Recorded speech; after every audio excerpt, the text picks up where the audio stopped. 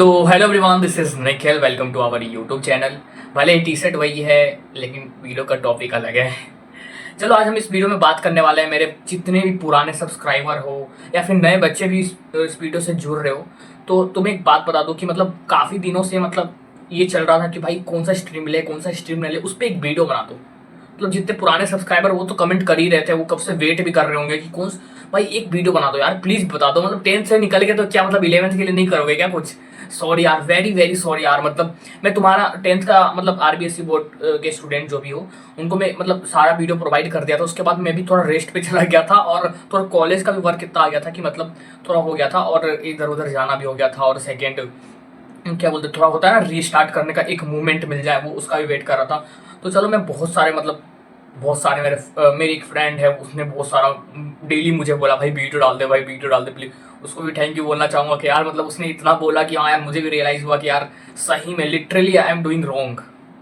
ठीक है, तो मतलब तो चलो जो भी हुआ लेकिन वीडियो तो आ गया। हाँ, तो बेसिकली ये है कि स्ट्रीम कौन सा ले, क्लास 10 तो पार कर दिया या फिर आपने जो भी वीडियो डाला उससे हेल्प मिल गई, लेकिन अभी 11th में क्या कर रही, कौन सा स्ट्रीम ले, कौन सा सब्जेक्ट ले, मैं बिल्कुल कंफ्यूज हो गया। मतलब बहुत सारा कंफ्यूजमेंट है, कभी कोई कुछ कह रहा है, कभी कोई कुछ कह रहा है, मतलब बहुत कंफ्यूज हूँ मैं। ठीक है, बहुत सारा कंफ्यूजमेंट मेरे माइंड में चल रहा है कि साइंस ले कि साइंस मैथ, साइंस में भी दो चीज़, मैथ लूँ कि बायो लूँ, कॉमर्स लूँ या फिर आर्ट्स लूँ। बहुत सारे मतलब बहुत सारे मतलब कंफ्यूजमेंट आ रहे हैं माइंड में। तो क्या मैं ये वीडियो देख लूंगा तो मेरे कंफ्यूजमेंट खत्म हो जाएंगे? बिलीव में खत्म हो जाएंगे। बस 2 मिनट देते, मैं तुम्हें बता देता हूँ कौन सा स्ट्रीम लेना है। ठीक है, देख, फर्स्ट तू बहुत तेज है पढ़ने में, ठीक है, साइंस ले ले। मीडियम है, कॉमर्स ले ले। और बहुत डल है पढ़ने में, आर्ट्स ले ले। ठीक है, हो गया, वीडियो खत्म। जाओ अब कोर्स ले लो। सतर्क रहे भाई, ये सब जो भी बोले प्लीज इन मैनिपुलेशन वाले बातों पे मत आना। मेरा कहने का मतलब यही था कि अगर कोई ये कह दे कि तू बहुत होशियार है पढ़ने में तो तू साइंस ले ले, तू थोड़ा मीडियम में कॉमर्स ले ले, या फिर बहुत खराब है पढ़ने में तो आर्ट्स ले ले। कोई तुम्हें जज करने वाला कोई नहीं होता है। ठीक है, इस बेस पे मतलब तुम सब्जेक्ट चूज कर लो, बहुत रॉन्ग तरीका है। कि लोग कह रहे हैं कि जो सबसे तेज होता है ना वो सब आर्ट साइंस ही लेता है, जो सबसे थोड़ा थोड़ा बहुत मीडियम होता है ना पढ़ने में वो कॉमर्स लेता है, जो बिल्कुल पढ़ने में डल होता है ना आर्ट्स लेता है। इस बातों पे बिल्कुल मत आना। कोई तुम्हें ये बोल दे तो बिल्कुल मानने की जरूरत नहीं है कि बिल्कुल एक रॉन्ग वे है किसी भी सब्जेक्ट को चूज करने का। मैं तुम्हें सीधा ये नहीं बताऊंगा कि तुम आर्ट्स ले लो, कॉमर्स ले लो, साइंस ले लो। मैं बताने वाला कोई नहीं होता हूँ, या फिर तुम्हें कोई जज करने वाला हूँ कि तुम ऐसे पढ़ने वाले हो तो तुम ये ले लो। ये इस चीज़ पे कोई रोल ही नहीं है सब्जेक्ट चूज करने का। ठीक है, इस बातों से बिल्कुल दूर रहना। अगर कोई कहता है तो उससे बिल्कुल दूर रहो। और इस बेस पे तो सब्जेक्ट बिल्कुल चूज मत करना। या फिर घर वाले कह रहे हैं कि साइंस में इतना घंटा पढ़ना पड़ता है, कॉमर्स में सबसे ज़्यादा, कॉमर्स में इतना कैलकुलेशन होता है, तुमसे नहीं हो पाएगा, आर्ट्स ले लो उसमें बस याद करना होता है। भाई तीनों में बराबरी है, कोई भी चीज़ करना आसान काम नहीं है। इतना आसान काम होता ना तो सब आसान वाले सब्जेक्ट ले रहे होते हैं। ये अलग अलग सब्जेक्ट क्यों ले रहे हैं? कोई साइंस ले रहा है, कोई मैथ ले रहा है, मतलब साइंस मैथ ले रहा है, कोई साइंस बायो ले रहा है, कोई कॉमर्स ले रहा है, कोई आर्ट्स क्यों ले रहा है? जब सबको पता है कि कोई एक आसान चैप्टर सब्जेक्ट तो उसी को लेते हैं ना सब। यही तो बता रहा हूँ कि भाई ऐसा कुछ है ही नहीं। एक बात समझ लेना, तीनों में अपॉर्चुनिटी सेम है, कोई डिफरेंस नहीं है कि साइंस में बहुत अपॉर्चुनिटी है तो कॉमर्स में बहुत कम है, या फिर आर्ट्स में उससे भी कम है। कुछ मत समझना भाई, इस बेस पे तुम सब्जेक्ट चूज ही मत करो। तीनों में अपॉर्चुनिटी सेम है, तीनों में सेम मेहनत है, और तीनों का अलग अलग स्कोप है। बस तुम्हें डिफाइन ये करना है कि तुम्हारे लिए कौन सा बेटर है। और ये एक और बात ध्यान रखना, मैं कुछ देखता हूँ कि मतलब ऐसा ऐसा सब्जेक्ट मिलता है ना कि तुम्हें अगर मैथ में तुम्हारे नंबर कम है ना तो लोग कहते हैं मैथ मत लेना। या फिर तुम्हारे क्या बोलते हैं एसएसटी वगैरह में नंबर कम होता है तो बोलते हैं तुम आर्ट्स के लिए बने ही नहीं हो। ऐसा कुछ नहीं है भाई, क्या पता किसी प्रॉब्लम के कारण नंबर नहीं आया होगा, या फिर कुछ हो गया होगा तो नंबर नहीं आना। मुझे समझ में आता है, लेकिन मुझे समझने में सबसे ज़्यादा इंटरेस्टिंग वही चैप्टर है, लेकिन मैं एग्जाम में थोड़ा बहुत गलती कर दिया था, इसके कारण मेरे नंबर 10th में कम आ रहे सब्जेक्ट में। तो उस बेस पे तो क्या तुम 11th में सब्जेक्ट नहीं लोगे या फिर आगे उस सब्जेक्ट को पढ़ोगे ही नहीं एक गलती के कारण?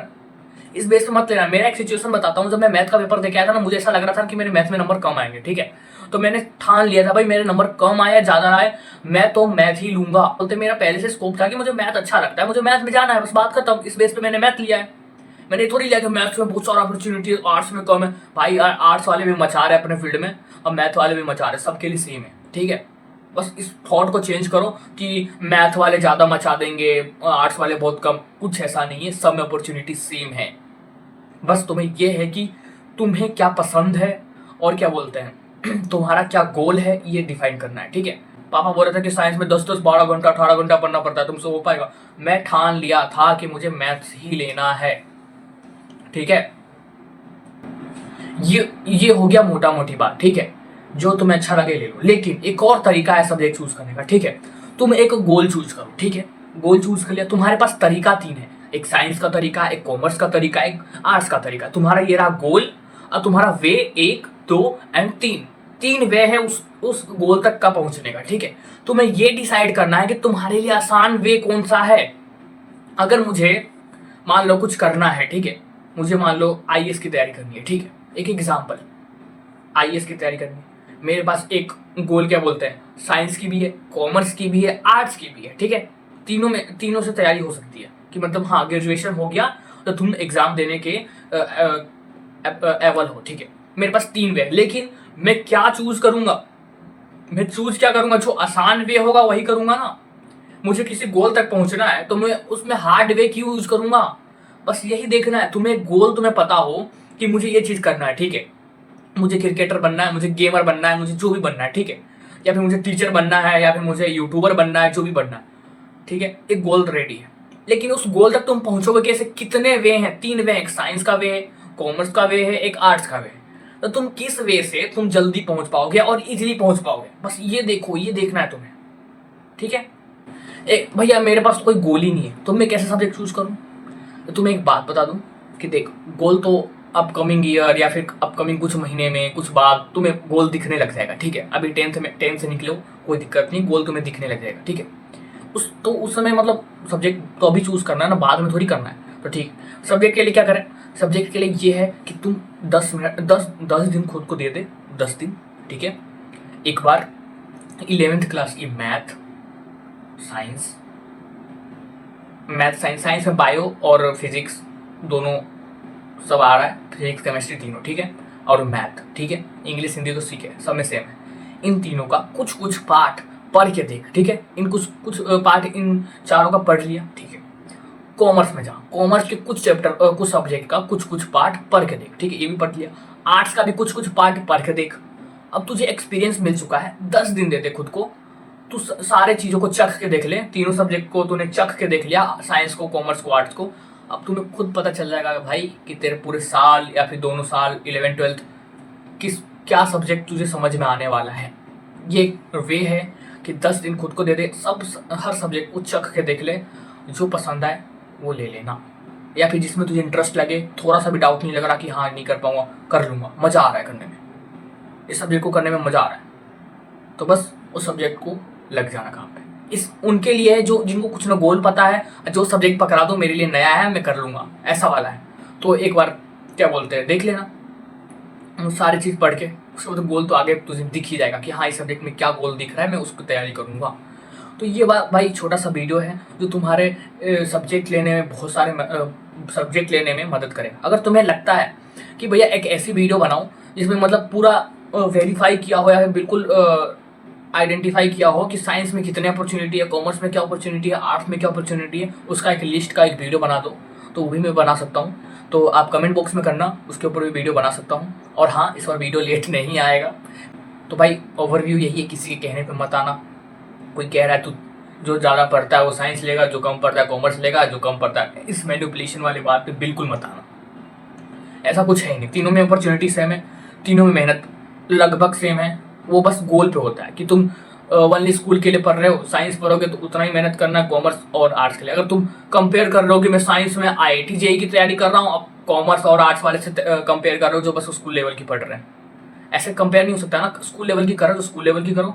अगर कंपेयर करो आईआईटी जेईई का साइंस वालों से, तो कॉमर्स के सीए वाले से भी कंपेयर कर लो। क्या बोलते हैं, आर्ट्स वाले के कंपटीशन एग्जाम सरकारी जॉब के लिए जो तैयारी करते हो उससे कंपेयर कर लो, या फिर आईएएस की तैयारी से कंपेयर कर लो, बराबर ही है ना। बस बात वही कह रहा हूँ, स्कूल वे में देखे, स्कूल बेसिस पे तो तीनों सेम है, कंपटीशन लेवल पे देखे तो तीनों उसमें भी सेम है, बस यही है। और हाँ, ये भी देखना तुम्हारा क्या गोल है, और तुम्हारे पास 3 रास्ता है, कॉमर्स, साइंस और आर्ट्स। किस वे से तुम जल्दी पहुंच सकते हो और इजी वे में पहुंच सकते हो, वो चूज कर लेना। और जिसको कुछ समझ में नहीं आ रहा है वो 10-12 दिन खुद को दे दो, और हर सब्जेक्ट का कुछ कुछ पार्ट पढ़ के देख लो, तुम्हें जो अच्छा लगे तुम्हें ऐसा लगे कि हाँ 2 साल में इसको निकाल सकता हूँ और इन फ्यूचर भी मेरी काम आ सकता है, या फिर मैं इन फ्यूचर में भी इसको पढ़ सकता हूँ, मुझे कोई पढ़ने में दिक्कत नहीं आएगा, तो वो सब्जेक्ट ले लेना। ये रहा ओवरव्यू। और क्या बोलते हैं, कैटेगरी चाहिए कि हर हर सब्जेक्ट का कैटेगरी में बता दो क्या क्या स्कोप है उसमें, उसके ऊपर भी वीडियो बना दूंगा। तो मिलते हैं नेक्स्ट वीडियो में, तब तक के लिए पढ़ते रहो और कहर मचाते रहो। मिलते हैं नेक्स्ट वीडियो में, चलो बाय।